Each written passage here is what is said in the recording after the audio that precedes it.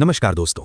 आज हम मकर संक्रांति की दान पुण्य में कितना शक्ति है उसकी एक कथा सुनाएंगे। एक समय की बात है, महोदयपुर नगरी में धर्मात्मा और अत्यंत दयालु राजा हरिश्चंद्र का राज था। उनके राज्य में विष्णुदास भक्त नामक एक तेजस्वी भक्त निवास करता था। वो विष्णु का परम भक्त था, तपस्वी और सदा भगवान की सेवा में लीन। उसकी पत्नी सत्या तो अति सुशील, धर्मपरायण और पतिव्रता थी। उसने सभी देवताओं के व्रत उपवास किए, विष्णुदास की भक्ति में लीन रही, एकादशी का कठोर व्रत रखा, शक्ति दान किया और अतिथि सेवा से कभी मुंह न मोड़ा।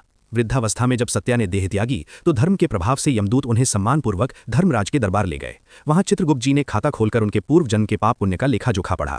धर्मराज जी सत्या की हरि हर सभी देवों और पति भक्ति देखकर प्रसन्न हुए, लेकिन उनके चेहरे पर एक हल्की उदासी की छाया खिंच गई। सत्या ने वो उदासी देख ली। वे बोली, हे प्रभु, मैंने कोई बुरा कर्म नहीं किया, फिर आपका मुख उदास क्यों?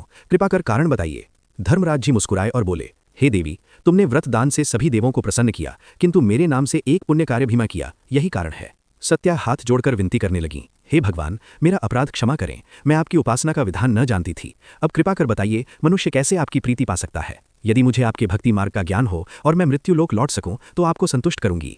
धर्मराज जी ने कृपा से कहा, सूर्य भगवान के उत्तरायण प्रवेश पर मकर संक्रांति आती है। उसी पावन दिन से मेरी पूजा आरंभ करो, वर्ष भर मेरी कथा सुनो, पूजन करो, कभी निष्कासित ना हो। आपातकाल में भी इन 10 धर्म अंगों का पालन करो। संतोष और क्षमा का भाव रखना, नियम से मन को वश में करना, चोरी न करना, किसी की वस्तु न लालच करना, मन और शरीर की शुद्धि, स्त्री पुरुष से मन में आसक्ति न रखना, इंद्रियों पर नियंत्रण, बुद्धि की पवित्रता, बुरे विचारों को आने न देना, पाठ पूजा, कथा श्रवण, व्रत और उसके अनुरूप दान पुण्य, सत्य बोलना, क्रोध त्यागना, इनका पालन करो। मेरी कथा नियमित सुनो, पढ़ो, यथाशक्ति दान परोपकार करो। अग्नि मकर संक्रांति पर उद्यापन करो। सोने की या असमर्थ हो तो चांदी की मेरी मूर्ति बनवाओ। विद्वान ब्राह्मण से पूजन हवन कराओ, प्राण प्रतिष्ठा करो, पंचामृत से स्नान कराकर षोडशोपचार से पूजा करो। चित्रगुप्त जी की भी पूजा करो, सफेद काले तिल के लड्डू भोग लगाओ, ब्राह्मण को भोजन कराओ। बांस की छावनी में 5.25 सेर मुक्तातुल्य धान्य मंदिर या ब्राह्मण को दान करो। स्वर्गारोहण के लिए सोने चांदी की नसेनी, सुंदर सैया, मुलायम गद्दा, रजाई, तकिया, कंबल, पादुकाएं, लाठी, लोटा, ढोल, 5 कपड़े सब धर्मराज मंदिर में अर्पित करो। समर्थ हो तो श्वेत, काली या लाल गाय चित्रगुप्त निमित्त दान करो। सत्या ने प्रार्थना की, हे प्रभु, यदि यही मार्ग है तो यमदूतों से छुड़ाकर मुझे भूलोक भेजिए ताकि मैं आपकी कथा का प्रचार कर सकूं।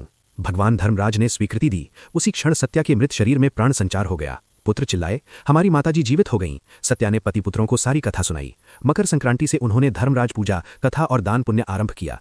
वर्ष भर 10 धर्म अंग पालन कर जब पुनः स्वर्ग गईं तो देवताओं ने उनका स्वागत किया। वे सदा स्वर्गीय भोगों में लीन रहीं। दोस्तों, अगर ये कथा पसंद आई हो तो वीडियो लाइक करें, शेयर करें, चैनल सब्सक्राइब करें और बेल आइकन दबा लें ताकि अगली भक्ति कथाएं मिस ना हो। धन्यवाद। जय श्री हरि।